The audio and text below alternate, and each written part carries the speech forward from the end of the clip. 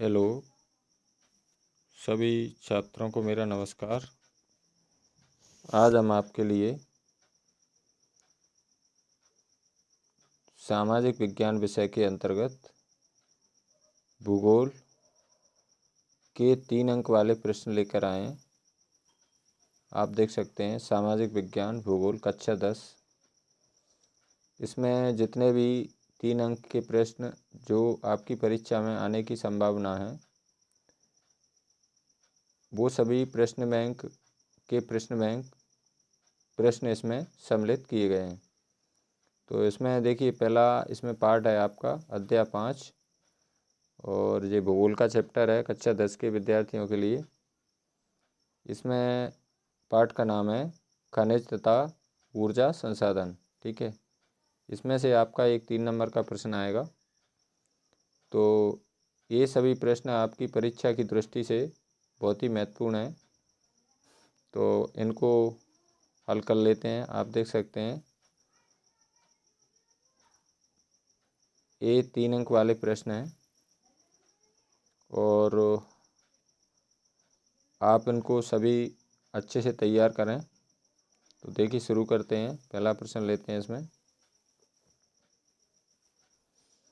इसमें पहला प्रश्न है आपका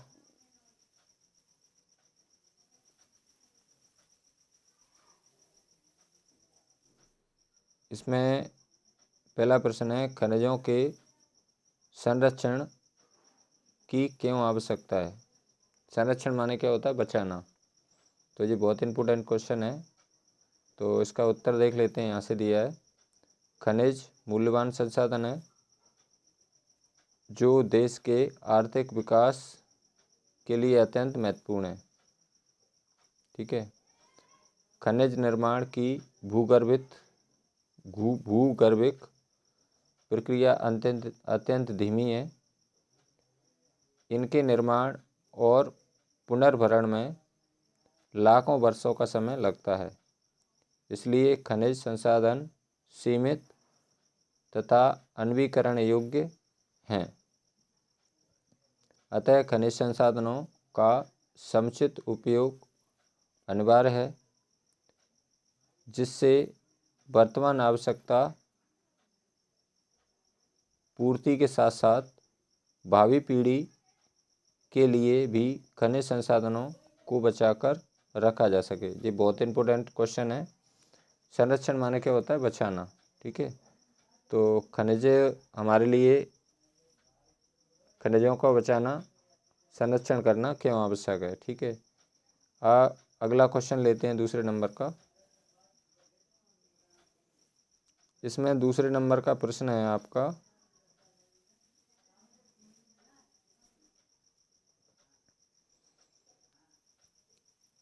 अपसादी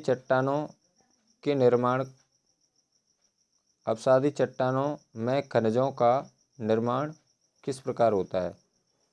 तो इसका आंसर देख लेते हैं। अपसादी चट्टानों में खनिज संस्तरों या परतों में पाए जाते हैं। इनका निर्माण क्षैतिज परतों में निक्षेपण, संचयन व जमाव का परिणाम है। कोयला तथा कुछ अन्य प्रकार के लौह अयस्कों का निर्माण लंबी अवधि तथा अत्यधिक ऊष्मा व दबाव का परिणाम है। अपसादी चट्टानों में दूसरी श्रेणी के खनिजों में जिप्सम, पोटास, नमक, सोडियम सम्मिलित हैं। इनका निर्माण विशेषकर शुष्क प्रदेशों में वाष्पीकरण के फलस्वरूप होता है। तो ये भी आपका बहुत इम्पोर्टेंट क्वेश्चन है। अगला क्वेश्चन देखते हैं। अगला प्रश्न देखिए, आपका 3 नंबर का प्रश्न है ये। कौन कौन से खनिज दंत मंजन में सहायक होते हैं। जो हम दंत मंजन करते हैं उनमें कौन कौन से खनिज सहायक होते हैं। तो इसका आंसर देख लेते हैं यहाँ से। दंत मंजन आपके दांत साफ करते हैं। कुछ खनिज जैसे सिलिका, चूना पत्थर, एल्युमिनियम ऑक्साइड व फास्फेट खनिज स्वच्छता में मदद करते हैं। फ्लूराइड जो दांतों को गलने से रोकता है। अधिकतर दंत मंजन टिटेनियम ऑक्साइड से सफ़ेद बनाए जाते हैं, जो कि रयूटाइल, इल्मेनाइट तथा एनाटेज नामक खनिजों से प्राप्त होते हैं। कुछ दंत मंजन जो चमक प्रदान करते हैं, उनका कारण क्या है? अब्रक, टूथब्रश व पेस्ट की ट्यूब पेट्रोलियम से प्राप्त प्लास्टिक की बनी होती है। तो ये भी आपका बहुत इंपॉर्टेंट क्वेश्चन है। इन सभी प्रश्नों को आपको तैयार करना है, ये परीक्षा की दृष्टि से महत्वपूर्ण है। अगला क्वेश्चन देखते हैं 4 नंबर का।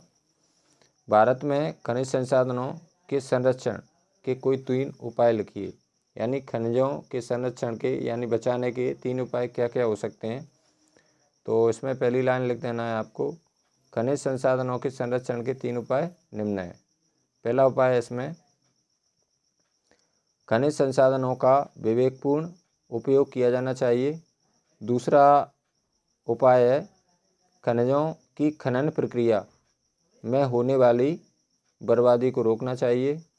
तीसरा है इसमें, खनिजों के स्थान पर वैकल्पिक साधनों का उपयोग करना चाहिए। और अगला है चौथे नंबर का, खनिजों के अपव्यय को रोकना चाहिए। नेक्स्ट क्वेश्चन देखते हैं, बहुत इंपॉर्टेंट। अगला प्रश्न है, देखिए ये आपका 5 नंबर का। ये 3 नंबर में आने वाले प्रश्न हैं सारे।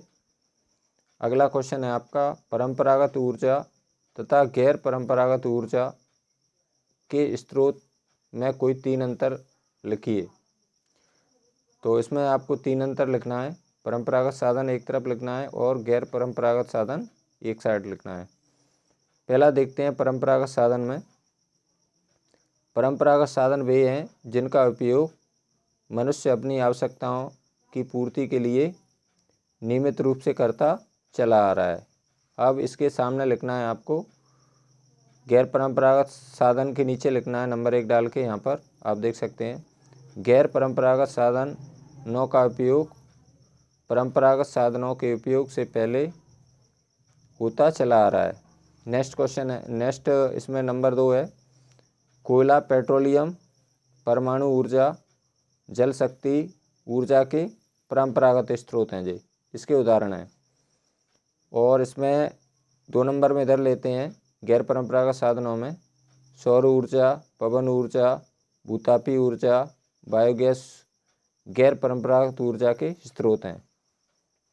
अगला देखते हैं इसमें 3 नंबर, परंपरागत स्रोतों से प्रदूषण फैलता है।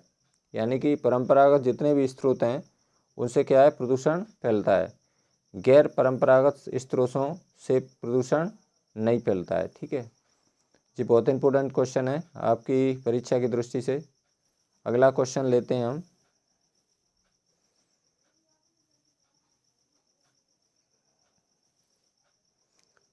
आप देखिए 6 नंबर का प्रश्न है जी, ताप विद्युत और जल विद्युत में कोई 3 अंतर स्पष्ट कीजिए। तो एक तरफ आपको ताप विद्युत लिखना है और दूसरी तरफ जल विद्युत लिखना है। पहला है इसमें क्वेश्चन, पहला नंबर है इसमें, ताप विद्युत कोयला, खनिज तेल व यूरेनियम के प्रयोग से बनाई जाती है। इसमें नंबर 1 इसमें इधर है, जल विद्युत में लिखेंगे, जल विद्युत को बनाने का प्रमुख साधन जल है। नेक्स्ट नंबर 2 है इसमें, ताप विद्युत बनाने के लिए बड़े बड़े तापगृह बनाए जाते हैं। और इसमें नंबर 2 डाल के लिख रहे हैं आपको, जल विद्युत बनाने के लिए नदियों पर बड़े बड़े डैम बनाकर जल को ऊंचाई से गिराकर बनाई जाती है। इसमें नंबर 3 है, ताप विद्युत प्रदूषण युक्त होती है। ठीक है, और इसमें जल विद्युत प्रदूषण रहित होती है। नेक्स्ट क्वेश्चन अगला, खनिज क्या है?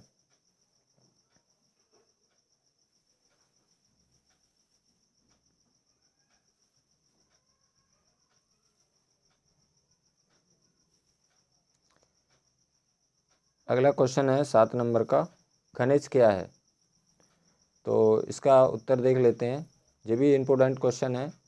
भूवैज्ञानिकों के अनुसार खनिज एक, इसमें काव लगाना है आपको, यहाँ पर एक काव और जोड़ना है इसमें, एक प्राकृतिक रूप से विद्यमान समरूप तत्व है जिसकी एक निश्चित आंतरिक संरचना है। खनिज प्रकृति में अनेक रूपों में पाए जाते हैं जिसमें कठोर हीरा व नरम चूना तक सम्मिलित हैं। यानी कि कठोर खनिज तत्व क्या है सबसे ज़्यादा? हीरा। नेक्स्ट क्वेश्चन देखते हैं अगला। 8 नंबर का प्रश्न है जी। तो इसमें लोह खनिज और अलोह खनिज में कोई 3 अंतर आपको दिखाना है। तो इसमें एक तरफ लिखना है आपको लोह खनिज और दूसरी तरफ अलोह खनिज।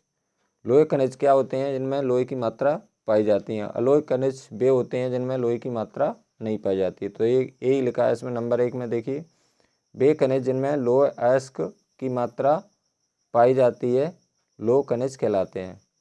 तो ये तो हो गया लोह खनिज। और अलोह खनिज में नंबर 1 देखते हैं, वे खनिज जिनमें लोह अयस्क की मात्रा नहीं होती है अलोह खनिज कहलाते हैं।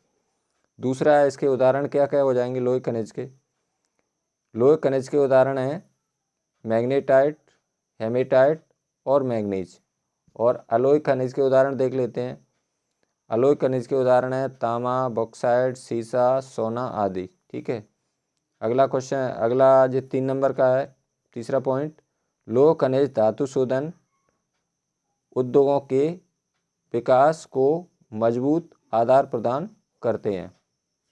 इसमें देख लेते हैं नंबर 3 में, अलोह खनिज इंजीनियरिंग व विद्युत उद्योगों में महत्वपूर्ण भूमिका निभाते हैं। नेक्स्ट क्वेश्चन देखते हैं अगला। अगला प्रश्न देखिए 9 नंबर का है जी। मैंगनीज के उपयोग लिखिए। तो मैंगनीज के उपयोग क्या क्या हैं? मैंगनीज के उपयोग निम्न है, ये लिख लेना है आपको। नंबर 1, मैंगनीज का उपयोग ब्लीचिंग पाउडर बनाने में किया जाता है। दूसरा उपयोग है मैंगनीज का उपयोग कीटनाशक दवाएं बनाने में किया जाता है। और तीसरा उपयोग है मैंगनीज का उपयोग पेंट करने में किया जाता है। तो मैंगनीज का उपयोग ब्लीचिंग पाउडर बनाने में किया जाता है, मैंगनीज का उपयोग कीटनाशक दवाएं बनाने में किया जाता है, और तीसरा है पेंट करने में। ब्लीचिंग पाउडर, कीटनाशक दवाएं और पेंट करने में मैंगनीज का उपयोग किया जाता है। नेक्स्ट अगला पार्ट लेते हैं। इसमें ये भी आपका भूगोल का चैप्टर है, सामाजिक विज्ञान भूगोल कक्षा 10, और ये आपका पार्ट का नाम है अध्याय 6 है जी। और इसमें से भी आपका 3 नंबर का एक प्रश्न आएगा, विनिर्माण उद्योग। तो इसमें 3 नंबर के क्वेश्चन हैं सारे। अब देखिए, इसमें 3 अंक वाले प्रश्न हैं, यहाँ पर आप देख सकते हैं 3 अंक वाले प्रश्न। इसमें देख लेते हैं। पहला प्रश्न है इसमें,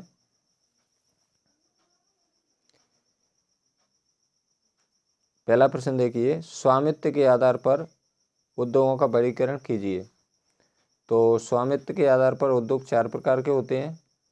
नंबर 1, पहला उद्योग सरकारी उद्योग, जो उद्योग सरकार के स्वामित्व में होते हैं। इसके उदाहरण दिए, जैसे भारत हैवी इलेक्ट्रिक लिमिटेड, इसको शॉर्ट में कहते हैं BHEL, कॉमा लगाया यहाँ पर। और दूसरा है steel authority of India limited, इसको कहते हैं SAIL, SAIL। दूसरा है निजी उद्योग, जो उद्योग व्यक्तिगत स्वामित्व में होते हैं, यानी निजी यानी खुद के होते हैं। इसमें देखिए खुद के उद्योग कौन कौन से हैं, जैसे टिस्को, बजाज ऑटो लिमिटेड, डाबर उद्योग, ये निजी उद्योग हैं।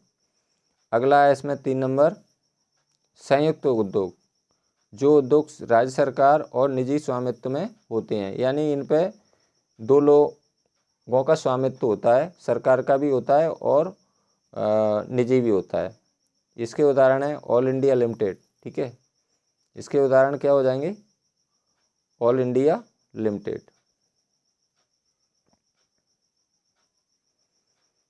इसके उदाहरण हैं आपके ऑल इंडिया लिमिटेड। अगला पॉइंट है इसका नीचे,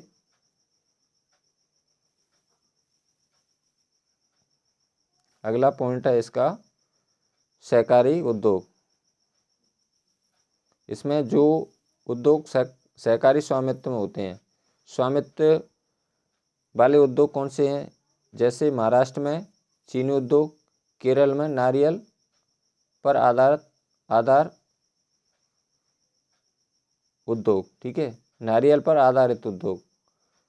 इसमें तो स्वामित्व के आधार पर उद्योग कितने प्रकार के होते हैं, 4 प्रकार के। नंबर 1 सरकारी उद्योग, दूसरा है निजी उद्योग, तीसरा है संयुक्त उद्योग और चौथा है सहकारी उद्योग। हो सकता है इनमें से 4 नंबर का भी कोई क्वेश्चन आ सकता है, तो यदि आपका 3 नंबर में आएगा तो 3 पॉइंट लिखना है और 4 नंबर में आएगा तो आपको 4 अंक लिखना है, ठीक है। अगला प्रश्न है आपका,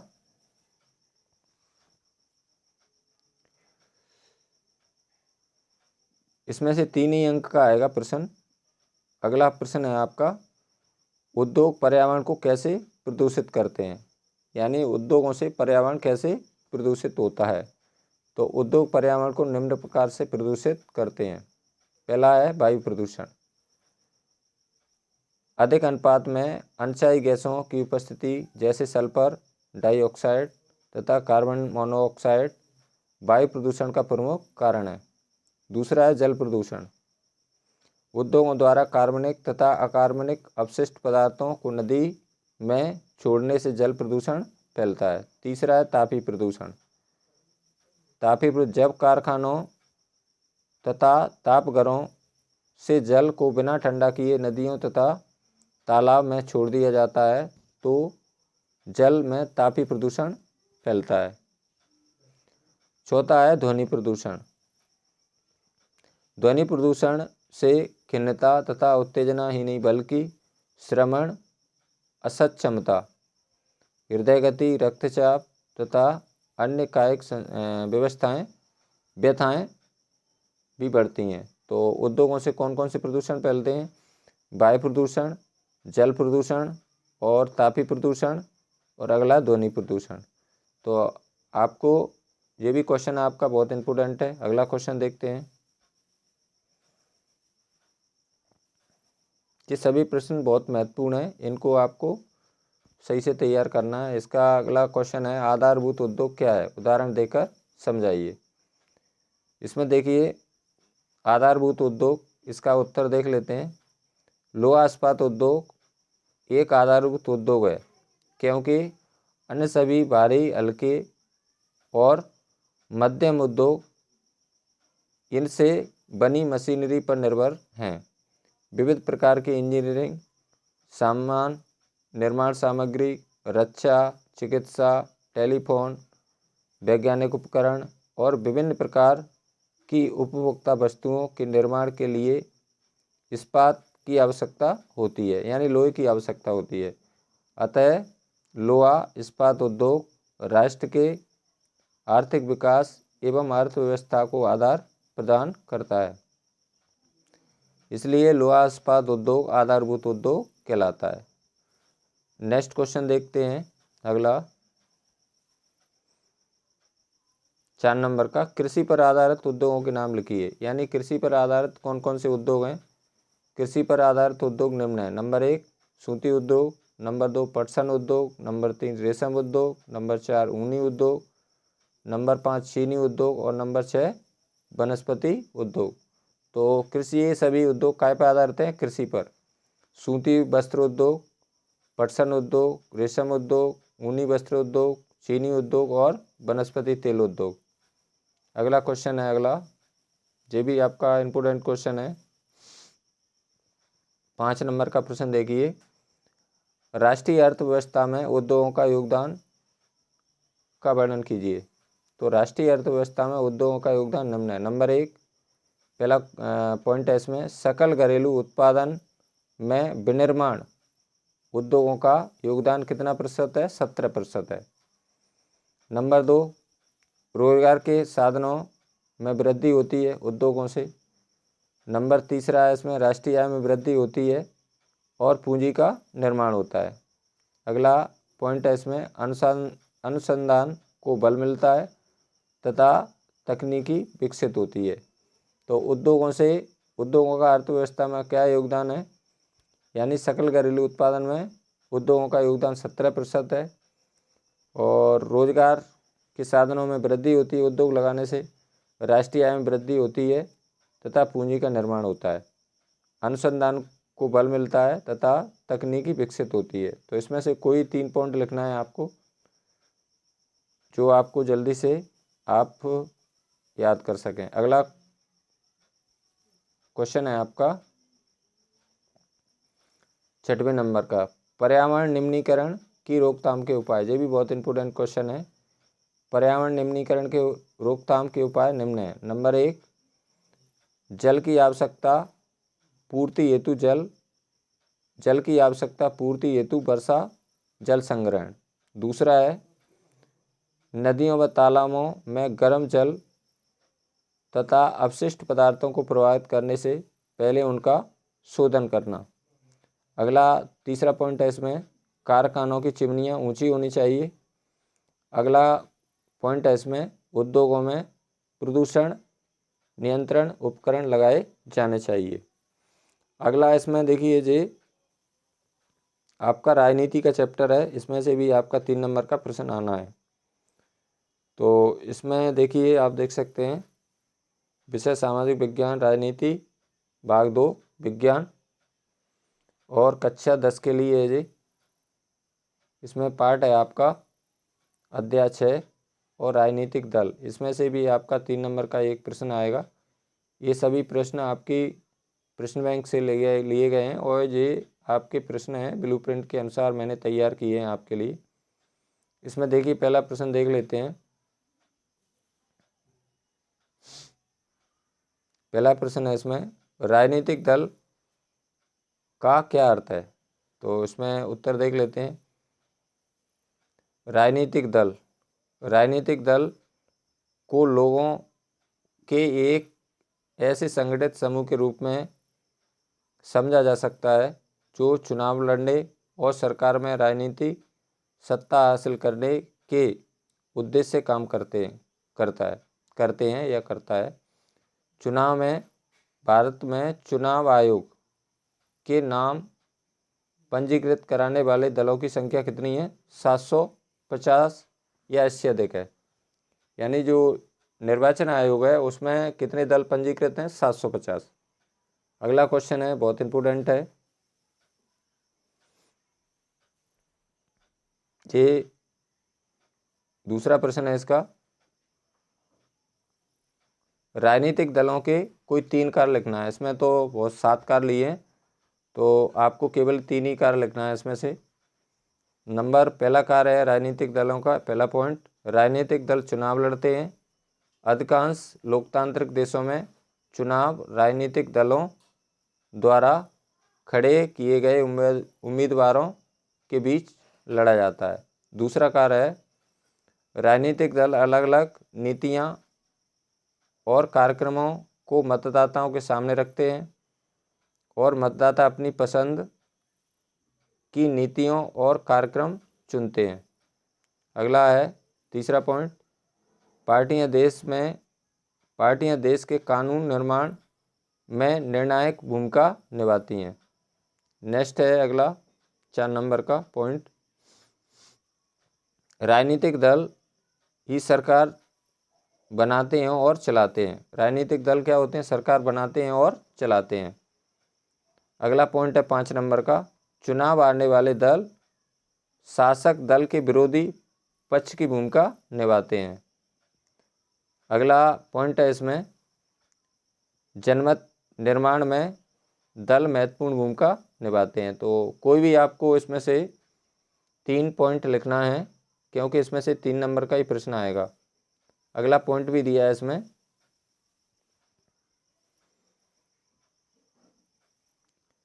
सरकारी दल मशीनरी और सरकार द्वारा चलाए जाने वाले कल्याण कार्यक्रमों तक लोगों की पहुंच बनाते हैं।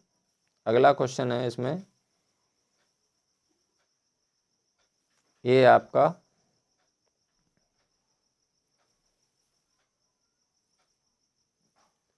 भारत में कितने राष्ट्रीय दल हैं, उनके नाम लिखना है आपको। तो भारत में वर्तमान में 7 राष्ट्रीय दल हैं। पहला है राष्ट्रीय दल इंडियन नेशनल कांग्रेस, इसका गठन 1885 में हुआ था। दूसरा है कम्युनिस्ट पार्टी ऑफ इंडिया, इसको बोलते हैं CPI, इसका गठन 1925 में हुआ था।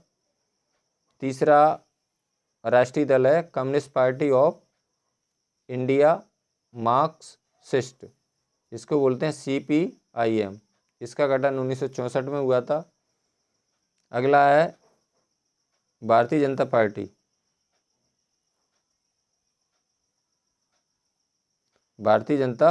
पार्टी,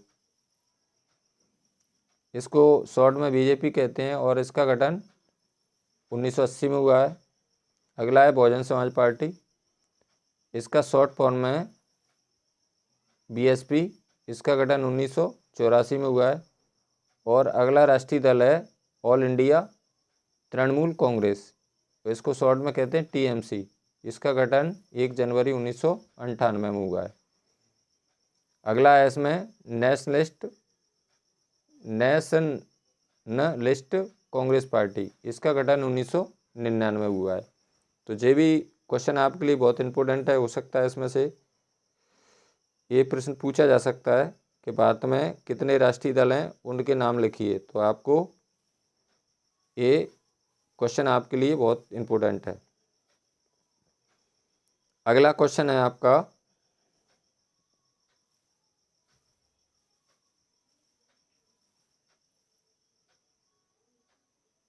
चौथे नंबर का, राजनीतिक दलों के सामने क्या चुनौतियां हैं। तो राजनीतिक दलों के सामने निम्न चुनौतियां हैं। पहली चुनौती है पार्टी के भीतर आंतरिक लोकतंत्र का न होना। सारी दुनिया में यह प्रवृत्ति बन गई है, सारी ताकत एक या कुछ एक नेताओं के हाथ में सिमट जाती है। दूसरी चुनौती पहली चुनौती से जुड़ी है, यह वंशवाद की चुनौती है। चूँकि अधिकांश दल अपना कामकाज पारदर्शी तरीके से नहीं करते, इसलिए सामान्य कार्यकर्ता के नेता बनने और ऊपर जाने की गुंजाइश काफ़ी कम होती है। तीसरी चुनौती खासकर चुनाव के समय पैसा और अपराधी तत्व की बढ़ती घुसपैठ की है। और चौथी चुनौती पार्टियों के बीच विकल्पहीनता की स्थिति की है। तो ये भी क्वेश्चन बहुत इंपॉर्टेंट है। अगला क्वेश्चन है 5 नंबर का, राजनीतिक दलों को कैसे सुधारा जा सकता है। तो राजनीतिक दलों को सुधारने के लिए निम्न प्रयास किए गए हैं। नंबर 1, विधायकों और सांसदों को दल बदल करने से रोकने के लिए संविधान में संशोधन किया गया है। ठीक है, कोई 3 पॉइंट लिखना है आपको। दूसरा पॉइंट है इसमें, उच्चतम न्यायालय ने पैसे और अपराधियों का प्रभाव कम करने के लिए एक आदेश जारी किया है। इस आदेश के द्वारा चुनाव लड़ने वाले हर प्रत्याशी को अपनी संपत्ति का और अपने खिलाफ चल रहे आपराधिक मामलों का ब्यौरा एक शपथ पत्र के माध्यम से देना अनिवार्य कर दिया है। अगला है 3 नंबर, चुनाव आयोग ने एक आदेश के जरिए सभी दलों के लिए सांगठनिक चुनाव कराना और आयकर का रिटर्न भरना जरूरी बना दिया है। अगला पॉइंट है इसमें,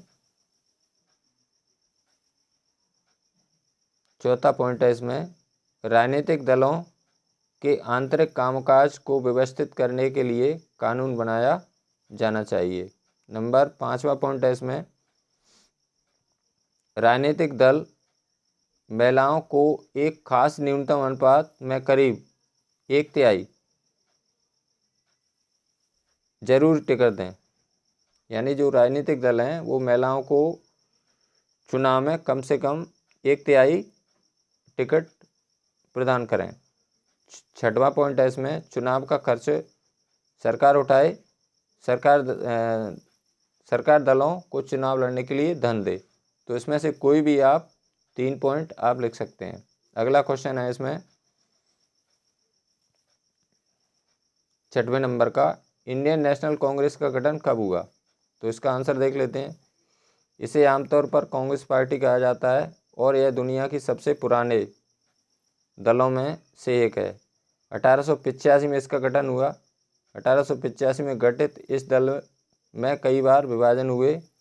आज़ादी के बाद राष्ट्रीय और क्षेत्रीय स्तर पर अनेक दशकों तक इसने प्रमुख भूमिका निभाई। जवाहरलाल नेहरू की अगुवाई में इस दल ने भारत को एक आधुनिक धर्मनिरपेक्ष लोकतांत्रिक गणराज्य बनाने का प्रयास किया। दूसरा है इसमें भारतीय जनता पार्टी का गठन कब हुआ? ठीक है। दूसरा 7वें नंबर का क्वेश्चन है इसमें, भारतीय जनता पार्टी का गठन कब हुआ? तो देखिए यहाँ से उत्तर देख लेते हैं इसका। पुराने भारतीय जनसंघ को, जिसे श्यामा प्रसाद मुखर्जी ने 1951 में गठित किया, पुनर्जीवित करके 1980 में यह पार्टी बनी। यानी कि जो भारतीय जनता पार्टी है वो 1980 में बनी। भारत की प्राचीन संस्कृति और मूल्य, दीनदयाल उपाध्याय के विचार, समग्र मानवतावाद एवं अंत्योदय से प्रेरणा लेकर मजबूत और आधुनिक भारत बनाने का लक्ष्य भारतीय राष्ट्रवाद और राजनीति की इसकी अवधारणा में सांस्कृतिक राष्ट्रवाद एक प्रमुख तत्व है।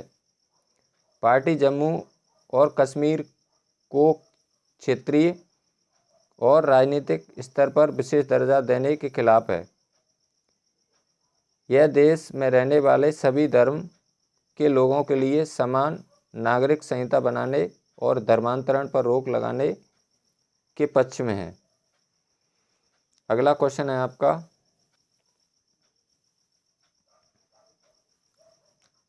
8 नंबर का प्रश्न है, बहुजन समाज पार्टी का गठन कब हुआ? इसका उत्तर देख लेते हैं। बहुजन समाज पार्टी का गठन स्वर्गीय कांशीराम के नेतृत्व में 1984 में हुआ। ठीक है। बहुजन समाज, जिसमें दलित, आदिवासी, पिछड़ी जातियां और धार्मिक अल्पसंख्यक